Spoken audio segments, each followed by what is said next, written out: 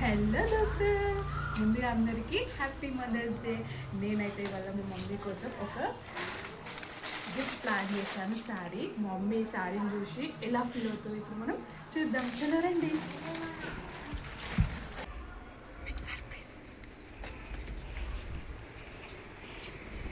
Mummy happy mother's day. ఎన్నిసార్లు చెప్తావు ఇంకా? ఎన్నిసార్లు అయినా చెప్తా, నా ఇష్టం. పొద్దుంతా చెప్పొద్దా?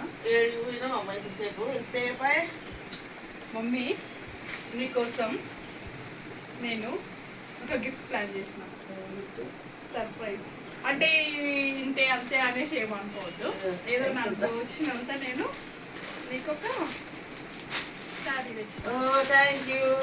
అయ్యి ఇది సేమ్ అయితే కాదు కదా. కొంచెం తేడా. అంటే మా మమ్మీ ఎప్పుడు కాటన్ చీరలే కడుతుంది, అందుకని చెప్పేసి నేను మమ్మీ కోసం శారీ తెచ్చిన. బాగుందా? చూడు, నేను నచ్చిందా? అంటే నేను మమ్మీ సెలెక్షన్ నాకు నచ్చుతుంది, అందుకే మాక్సిమం నేను తీసుకోవాలంటే భయపడతా.